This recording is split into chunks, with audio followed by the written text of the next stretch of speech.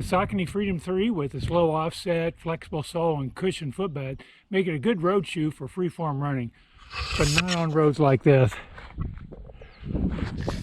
Don't run on roads like this.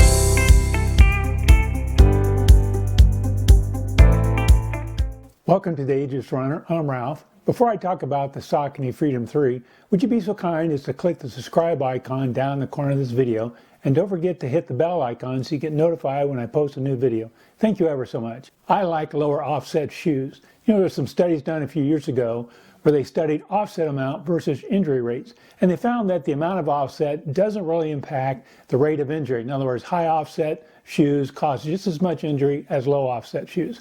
But what they learned is that it does impact injury location. The higher the offset, the more the injuries in the upper part of the leg, like the knees and hips, for example.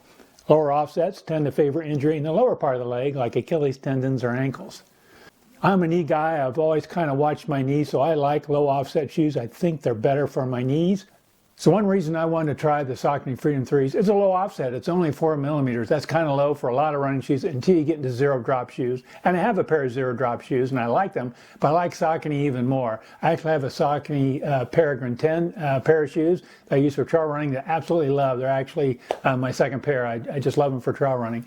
And so I wanted to try the Freedom 3 to see how they feel on the road. Let's talk about a few of the features of the Freedom 3. It has a mesh upper as part of Saucony's Form Fit 360. The whole Form Fit 360 is meant to try and give your foot kind of a glove feeling. So the mesh is very stretchable, and the tongue in the shoe actually is sewn to the footbed. So it kind of wants to act like a glove when you put your foot in. Now, I'm not running wet weather with these yet, so I imagine this mesh upper won't keep a lot of moisture out. So if you like to run in wet weather, you may not want to run in Freedom 3s. Now, an interesting thing for me in my experience is the shoestring. The shoestring is actually fairly flexible. It's very kind of a thick shoestring and flexes a lot. Again, part of that feel of giving your foot kind of a glove experience inside the shoe.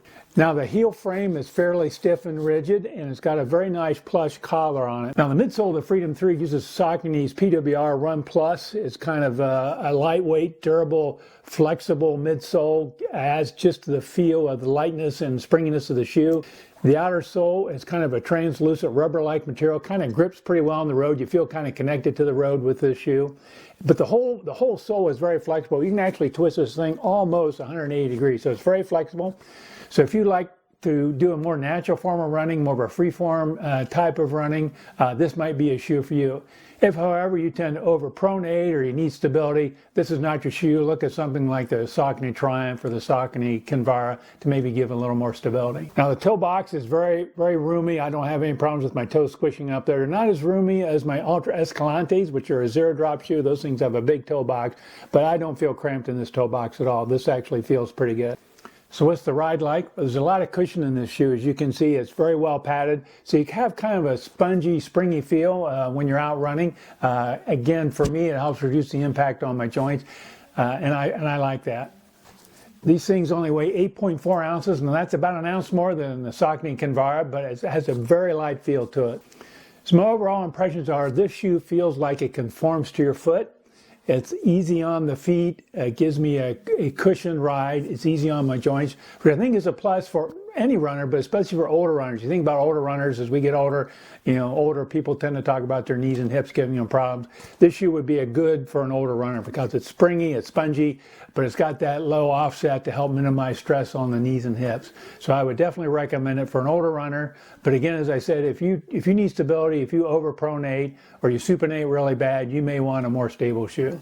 So if you have Saucony Freedom 3s and would like to comment on your experience, please feel free to do so in the comments below. Otherwise, thank you so much for watching this video. And again, I appreciate it if you would hit the subscribe icon down in the corner. Thanks again.